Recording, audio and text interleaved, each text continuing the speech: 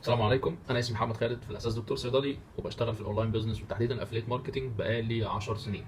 اسئله كتيره جدا بتجيني، سواء ناس بتسال في جروبات او ناس بتدخل لي على الخاص وتسالني هو ايه الافليت ماركتنج. انا عايز ابدا اونلاين بزنس بس مش عارف ابداه ازاي.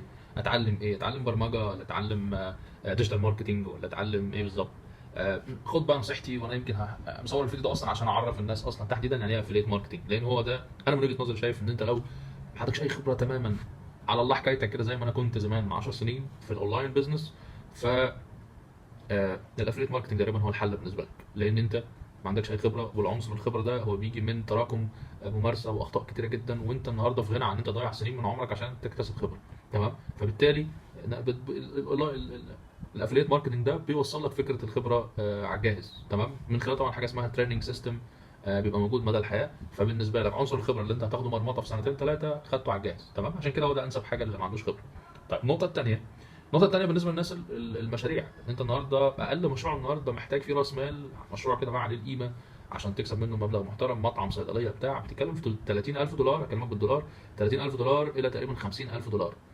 اقل مشروع خالص اللي هو بقى يعني جايب اخرها هو التوك توك. اصلا شوف التوك توك النهارده عامل كام، يعني انا اخر سعر سمعته 120000 جنيه، اللي هو تقريبا يتخطى ال 3500 دولار مثلا، 4000 دولار حاجه كده يعني. تمام؟ ده اقل سعر سمعته في الفتره الحاليه.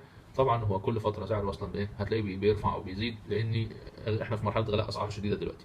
طيب باختصار كده، يعني ايه افليت ماركتنج؟ افليت ماركتنج لو رحت بحثت عنها في القاموس هتلاقي الترجمه الحرفيه بتاعتها مش بالظبط هي اللي انت هتفهمها، حاجه اسمها التسويق بالتبعيه، مش دي الترجمه المعروفه يعني.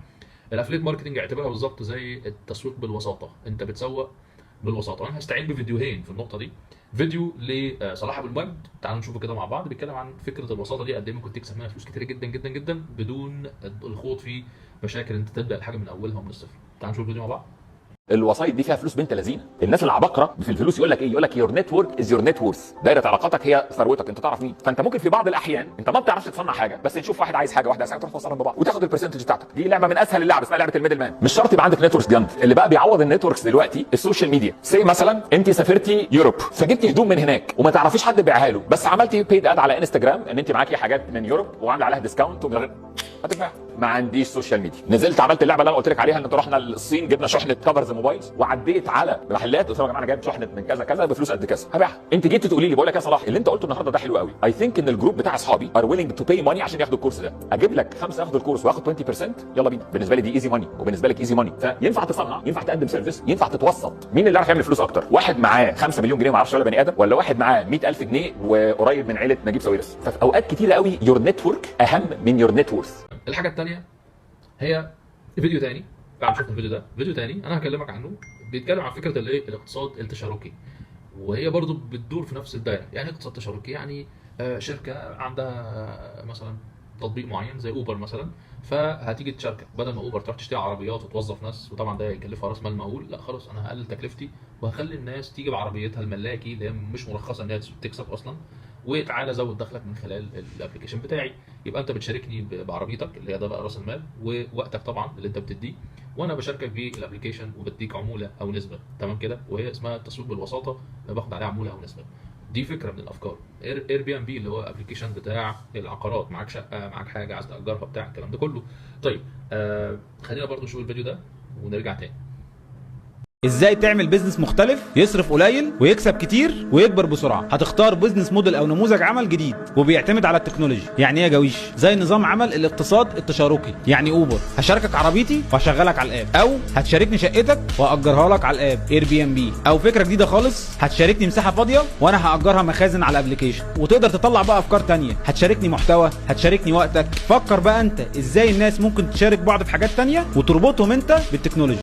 بعد ما فهمنا الفيديوهين دول، اقدر اقول لك الافليت ماركتنج فكرته جت منين. فكرته جت مثلا من موقع امازون مثلا، فكره تطبيقيه ليه. موقع امازون هو عباره عن ان جيف بيزوس اللي هو صاحب امازون قرر يعمل موقع يجيب فيه التجار، تعالوا يا تجار بالمنتجات بتاعتكم اعرضوها عندي. امازون اصلا لا يمتلك ولا منتج من المنتجات اللي انت بتشوفها عليه دي، ما يمتلكهاش اصلا. تعالوا تجار بالبضاعه بتاعتكم اعرضوها عندي، وتعالوا المستهلكين اشتروا من الحاجات اللي عندي، مقابل كل بيعه بتتم هو بياخد نسبه. يبقى هو النهارده خلى شارك التجار تعالوا ببضايعكم واكسبوا من التطبيق بتاعي او من الويب سايت بتاعي. تمام؟ ودي برضو فكره ان حاجه بيسموها البرودكت نتورك، وعمل شبكات كتيره من المنتجات على المواقع بتاعه. ودمج فكره تانية اللي هي بتاعه فيسبوك. مارك زوكربيرج عمل ايه؟ وعمل منصه او تطبيق اسمه فيسبوك، جمع فيه الناس كلها. تعالوا كده انت واصحابك وقرايبك واولاد خالتك وكله بقى، تعالوا في تطبيق تباركوا لبعض، تهنوا لبعض، تعزوا بعض، مش عارف تكتبوا محتوى، تصنعوا مش عارف ايه.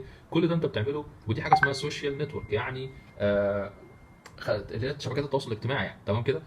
تخيل بقى لما تدمج الفكرتين دول، تدمج فكره البرودكت نتورك، شبكات المنتجات او الخدمات، مع السوشيال نتورك، ينتج لي في النهايه الافليت ماركتنج. يعني ايه؟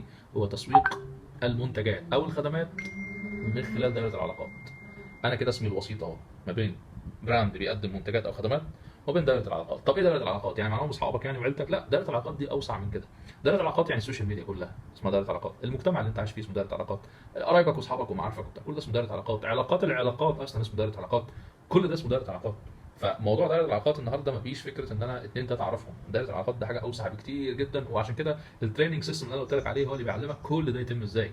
يعني اوعى تفتكر ان المجال ده ينفع مع واحد اصلا ما عندوش خبره وهيجي يبقى بعدم خبرته دي ينجح فيه. لا، هو بيجي يتعلمه اصلا، وهي دي نقطه الفيصل اللي تخليني ارشحه لاي حد هيدخل مجال الاونلاين بيزنس لاول مره في حياته وبيتحسس كده خطواته الاولى وهو مش عارف يبدا منين. ده اكتر حاجه ارشحها لك في الاونلاين بيزنس. باختصار اخير، هو ممكن يبقى مفيد عن المشاريع التقليديه في ايه؟ رقم واحد، ان المشاريع التقليديه ليها راس مال كبير، هنا انت محتاج راس مال قليل جدا جدا جدا. تمام؟ طب رقم اثنين، المشاريع التقليديه ليها مصاريف تشغيل، هنا مفيش حاجه اسمها مصاريف تشغيل اصلا. رقم ثلاثه، المشاريع التقليديه فيها ريسك عالي، فيها مخاطره كبيره، لان رقم واحد راس مالها اصلا كبير، رقم اثنين مصاريف التشغيل اللي شغال تصرف عليها كل شهر دي بتعرضك انك ممكن تخسر. لكن هنا مفيش مصاريف تشغيل، راس مال قليل جدا. وخليني اقول لك يتراوح مثلا ما بين في رينج مثلا $1500 الى $3000، ميبي اقل شويه حسب طبعا كل براند ودنيتها. تمام؟ فدي الرنجات اللي انت بتلعب فيها، مبلغ برضو قابل يعني ايه. هو بصراحه انا لما بدات حتى المجال ده زمان ما كانش معايا اصلا راس المال ده، يمكن في بعض الطرق ممكن انصحك بيها نصيحه شخصيه تقدر توفر بيها النقطه دي او تحل بيها ازمه زي دي. فممكن تتواصل معايا، ان الموضوع تحديدا تجربه شخصيه. طيب اخر حاجه بقى اتكلم فيها، ان المشروع التقليدي هو لوكال بزنس، حاجه على نطاق محلي. يعني اخرك كده المنطقه اللي انت فيها اللي ساكن فيها او اللي فيها المشروع، يعني هي دي اللي على اساسها يعني ايه بتبيع، هم دول المستهلكين بتوعك، هم دول الاريا بتاعتك. لكن الاونلاين بزنس او الافليت ماركتنج تقدر تعمل سيلز في كل دول العالم، مفيش دوله محدده ولا مكان محدد انت مقتصر عليه. دي ميزه انت مش هتحسها غير لما تعرف عن قرب اصلا عن المجال ده. اخر حاجه برضو ان ده ترند، المجال بتاع الاونلاين ده ترند دلوقتي. النهارده لو مسكت مثلا ارجع كده 25 سنه لورا، هتلاقي ان اكتر الناس الاغنياء في العالم، هتلاقي مثلا قائمه ال10 الاغنياء والاثرياء، هتلاقي مثلا فيها مين؟ فيها الوليد بن طلال، فيها ناس اصلا معتمدين على التصنيع والبترول والحاجات دي. طب النهارده مش هتلاقي الناس دي موجوده. الناس دي النهارده هم اغنياء بس مش من ضمن اغنى اثرياء العالم. هتلاقي النهارده القائمه كلها على بعضها فيها اشخاص ليهم علاقه مرتبطه ارتباط وثيق سواء بشكل مباشر او غير مباشر بالانترنت. فده الترند، ده الترند اللي فيه فلوس من الاخر. وانت محتاج تبني مصدر دخل، يعني انت محتاج فلوس، يبقى ما تقعدش تدور على حاجات هلكانه قديمه وافكار قديمه وافكار دقه قديمه والناس كلها هلكت فيها اصلا زمان، سواء مشروع كذا ولا مشروع كذا ولا مشروع كذا، وراح تخش فيها، راح تخش في حاجات فيها منافسات شديده. روح على الترند، شوف الترند فين واجري وراه. ده ملخص الموضوع. تمام كده؟ يمكن برضو نصائح سيدنا عثمان بن عفان كواحد من امهر التجار ومن اسرى الاثرياء زمان، لو قريت النصائح بتاعته التجاريه هتلاقيه الحته دي فيها، الحته دي تحديدا ان هو كان بيدور على حاجه الحديثه ويتجه ناحيتها او بيكون من المبادرين فيها، عشان كده كان من الاثرياء يعني. تمام؟ طيب اخر حاجه، فكره ان المشروع التقليدي انت بتدي وقتك فيه وبتدي كل وقتك ومجهودك فيه بتبدله يعتبر بفلوس. لكن هنا في الانماط دي من البيزنس او نموذج العمل ده تقدر ان انت تضاعف الوقت بتاعك وتقدر توصل لمرحله ان انت متوسط الدخل بتاعك يتناسب تناسب يعني ممكن لا يتناسب حتى تناسب طردي مع المجهود، بس الكلام ده ممكن بعد اول 3-5 سنين مش دلوقتي خالص يعني. تقدر توصل لمرحله حلوه جدا من السيستم اللي بيكون بيدير العمليه بنفسها. ممكن الدنيا ما تكونش واقفه عليك في الدخل، يعني وجودك او عدم وجودك في الدخل، بس الكلام ده مش دلوقتي، الكلام ده بعد 5 سنين 7 سنين 10 سنين تقدر توصل لمرحله ان وجودك او عدم وجودك هو في سيستم داير بيدور، انت اتعلمته اتسيستمت عليه وعرفت ان انت تنجح منه. انا اتشرفت بكل الموجودين، ويعني اي حد لو طلب مني حاجه تخص المجال ده انا مش هتاخر عليه. ممكن ادي لك تفاصيل. يعني الموضوع حرفيا بعد كده هيبقى ينقسم الى نقطه واحده، ايه البراندات العمليه اللي انا اقدر اطبق فيها المجال ده. يعني فكره حلوه والنظريه جميله وحلوه، بس انا استفيد من ده ازاي على ارض الواقع بقى؟ كلمني بقى كلام ابن سوق ولا كلام عملي. اعمل ايه واجيب من فين وابدا فين واجي منين واشتغل ازاي وايه المطلوب مني كل ده. بس طبعا ده كل ده مش هينفع في فيديو صغير زي ده. ده حاجه مثلا محتاجه يعني ميتنج كده ممكن ياخد مش اقل من ساعه عشان تفهم براندات معينه وانا ممكن ارشح لك حتى براندات انا اشتغلت في كذا براند في النقطه دي، ارشح لك افضل حاجه انا شايفها من وجهه نظري في التوقيت الحالي. وربنا يوفقكم جميعا والى اللقاء. السلام عليكم.